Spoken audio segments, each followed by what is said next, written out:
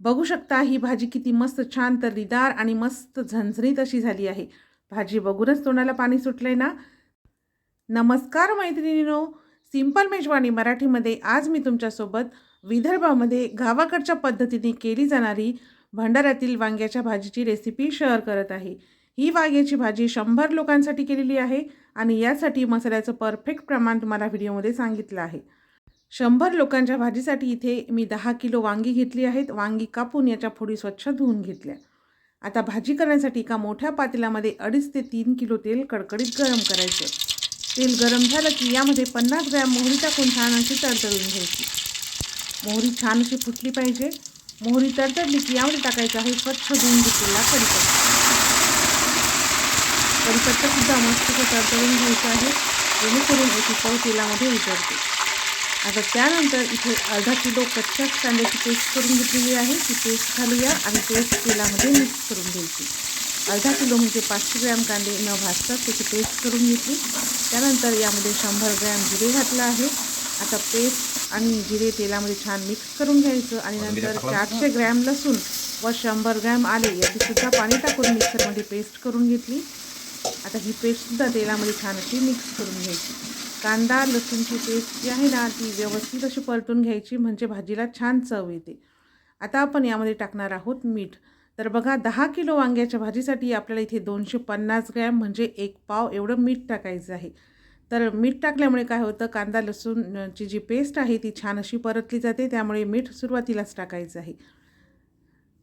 आता मीठ टाकून मिक्स करून घ्यायचं आणि कांदा लसूणच्या पेस्टचा छान कच्चेपणा दूर होईपर्यंत ही पेस्ट परतून घ्यायची। कांदा लसूणची पेस्ट व्यवस्थित परतून झाली की आता आपण इथे टाकणार आहोत धनेपूड। तर इथे मी प्रथाची धनेपूड घेतलेली आहे आणि 100 ग्रॅम धनेपूड आपण या भाजीमध्ये टाकणार आहोत। प्रथाचे जे मसाले आहेत ना ते अतिशय दर्जेदार व चांगल्या प्रतीच्या वस्तूपासून तयार केले जातात आणि यामुळे भाजीला रंग चव खूप छान येते। त्यानंतर यामध्ये 1 वाटी भरून कसुरी मेथी घातली आहे।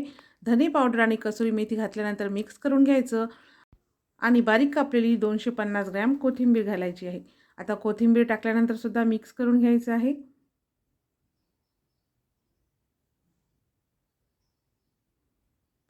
आणि आता इथे एक मोठी तोतापुरी कैरी बारीक कापून घातली आहे। कैरी घातल्यामुळे काय होतं, वांग्याला उन्हाळ्यामध्ये थोडासा करसडपणा असतो तो कमी होतो आणि भाजीला खूप छान अशी चव येते। पण तुम्हाला जर कैरी आवडत नसेल नाही टाकली तरी काही हरकत नाही। कैरी टाकल्यानंतर मिक्स करून घेतलं। त्यानंतर इथे 100 ग्रॅम दवेचा दिव्य मसाला टाकलेला आहे आणि आता आपण टाकणार आहोत लाल तिखट। तर इथे मी प्रथाचं 250 ग्रॅम एवढं लाल तिखट भाजीमध्ये टाकलेलं आहे। बघा प्रथाचं जे तिखट आहे ना या तिखटामुळे भाजीला रंग आणि चव तर्री खूप छान येते। तर तिखट टाकल्यानंतर मिक्स करून घ्यायचं। सुरुवातीला आपण 200 ग्रॅम आणि नंतर 50 ग्रॅम एवढं प्रथाचं लाल तिखट यामध्ये घातलेलं आहे। 200 ग्रॅमचं पॅकेट असते आणि त्यानंतर 50 ग्रॅम आपण वाटीमधून तिखट घातलेलं आहे। म्हणजे टोटल 250 ग्रॅम एवढं तिखट आपण भाजीसाठी वापरलेलं आहे। तिखट टाकल्यानंतर मिक्स करून घ्यायचं आणि आता आपण यामध्ये टाकणार आहोत हळद। तर इथे मी प्रथाचीच हळद वापरलेली आहे। तर 10 किलो वांग्याच्या भाजीसाठी आपण 100 ग्रॅम एवढी हळद वापरणार आहोत।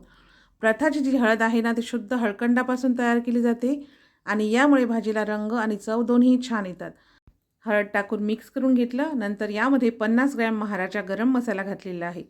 मसाला टाकल्यानंतर व्यवस्थित मिक्स करून घ्यायचं आणि आता आपण या मसाल्यामध्ये टाकणार आहोत 2.5 ते 3 लिटर साधंच पाणी, म्हणजे नॉर्मल टेम्परेचरचं पाणी आपल्याला यामध्ये टाकायचं आहे म्हणजे आपला सगळा मसाला व्यवस्थित असा शिजेल। आणि आता इथे 350 ग्रॅम भाजलेल्या शेंगदाण्याचं जाडसर असं कूट आपण टाकणार आहोत। कूटसुद्धा फोडणीमध्येच घालायचं आहे जेणेकरून ते छान शिजते आणि भाजीला चवसुद्धा खूप छान येते।